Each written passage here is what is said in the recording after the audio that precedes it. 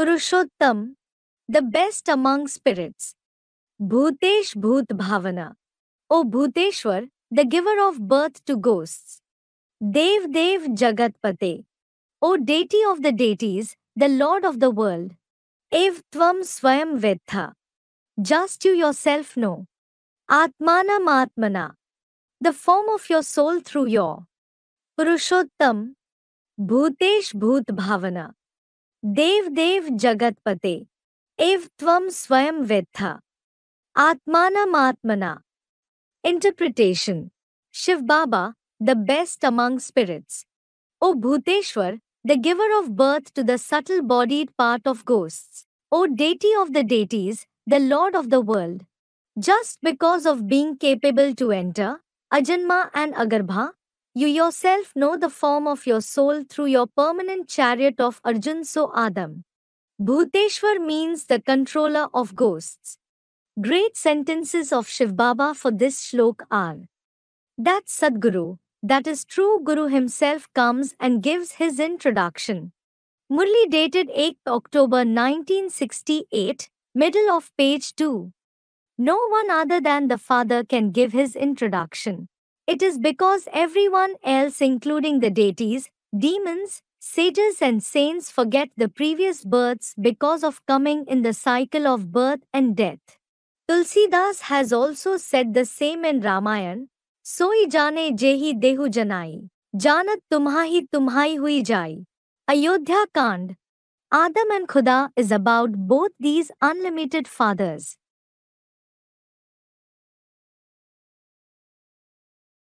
बिना रथ के सोल भटकती है,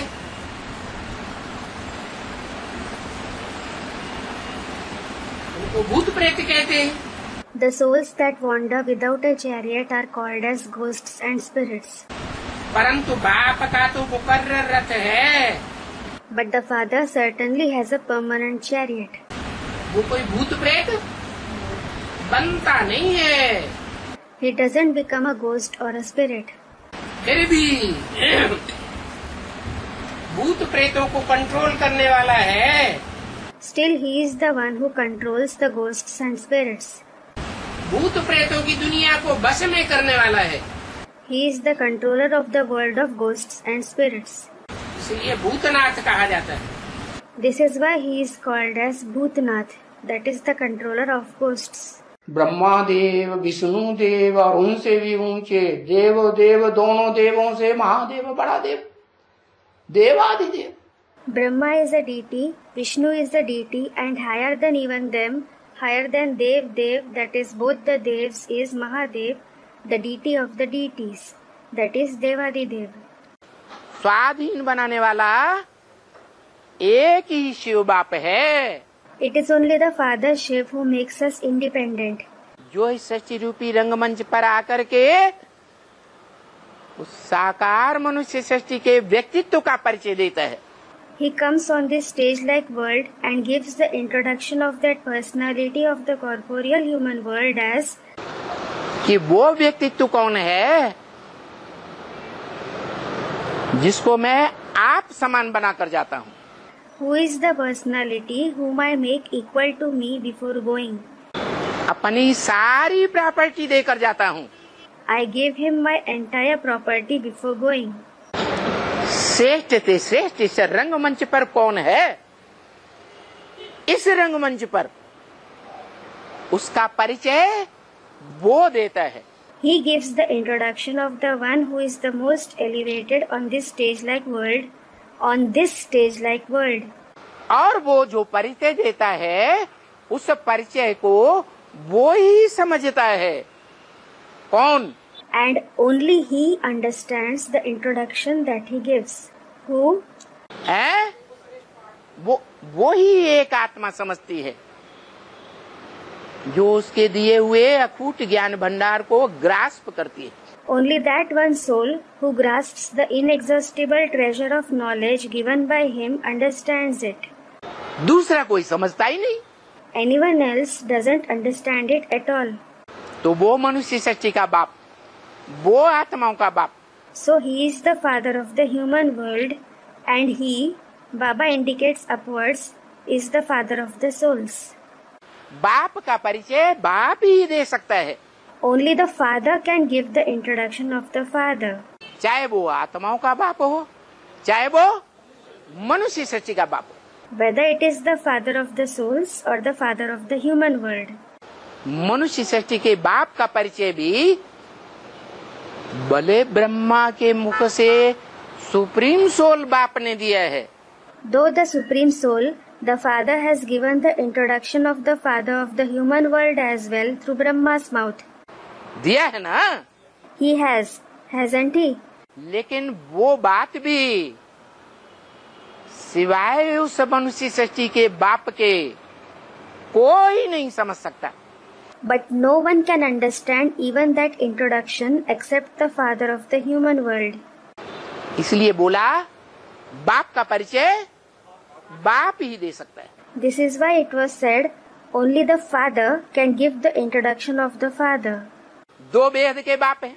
There are two unlimited fathers. एक आत्माओं का बाप और एक मनुष्य सृष्टि का बाप. One is the father of the souls and the other is the father of the human world. तो जो मनुष्य सृष्टि का बाप है उसका परिचय भी मनुष्य सृष्टि में कोई नहीं दे सकता. So no one in the human world can give the introduction of the father of the human world either. वो बाप स्वयं अपना परिचय देता है. That father himself gives his introduction. दुनिया तो सारी नास्तिक है. The entire world is atheist. क्योंकि बाप को कोई भी नहीं जानते हैं. Because no one knows the father. कोई नहीं जानते हैं, इसलिए बाप को ही आकर के बैठ अपना परिचय देना होता है. Since no one knows him, the father himself has to come, sit and give his introduction. बाप के सिवाय बाप का परिचय कोई दे ही नहीं सकता. No one except the father can give his introduction at all. और सृष्टि के आदि मध्य अंत का राज अनेक प्रकार की पॉइंट्स देते रहते हैं. And he keeps telling many points like the secret of the beginning, middle and end of the world. क्योंकि एक बाप ही है जो जन्म मरण के चक्र में नहीं आता है. It is because it is only the one father who doesn't come in the cycle of birth and death. बाकी तो जो भी आत्माएं हैं मनुष्य मात्र की वो सब जन्म मरण के चक्र में आती हैं. All the other human souls come in the cycle of birth and death. अपने पूर्व जन्मों को भूल जाती हैं. They forget their past births. इसलिए सृष्टि के आदि मध्य अंत का ज्ञान नहीं दे सकती. This is why they can't give the knowledge of the beginning, middle and end of the world. वो मनुष्य सृष्टि का बाप जो इस सृष्टि पर रंग मंच पर सदैव मौजूद रहता है, भले बाप को फॉलो करता है. That father of the human world is always present in this world on the stage, though he follows the father. उसका बाप कौन? Who is his father? मनुष्य सृष्टि के बीज रूप बाप का बाप कौन? शिव बाप. Who is the father of the seed form father of the human world? The father Shiv. तो अपने बाप को फॉलो करता है. So he follows his father. बाप इस सृष्टि रूपी रंगमंच पर आता है तो डायरेक्टर के रूप में है, पार्ट बजाता है. रंगमंच पर ही पर्दे के पीछे रहता है, किसी को देखने में नहीं आता. When the father comes on this stage like world, he is in the form of the director. He plays the part. He stays behind the curtains on the stage itself and he isn't visible to anyone. ऐसे ही वो भी इस दुनिया में ऐसा part बजाता है. क्या कैसा पार्ट बजाता है? गुप्त पार्ट बजाता है. Similarly, he, that is the father of the human world too, plays such a part in this world. What kind of part does he play? He plays a secret part. 84 जन्म साथ में रहता है मनुष्य आत्माओं के, देव आत्माओं के, लेकिन कोई उसे पहचान नहीं पाता, देख नहीं पाता, समझ नहीं पाता. He stays with the human souls, the deity souls for 84 births, but no one is able to recognize, see or understand him. उसकी पहचान वो ऊंचे ते ऊंचा बाप जो आत्माओं का बाप सुप्रीम सोल शिव है, वो आकर के बताता है। That highest of high Father, who is the Father of the souls, the Supreme Soul Shiv, comes and tells about his recognition. क्या? What? क्या बताता है? What does he tell?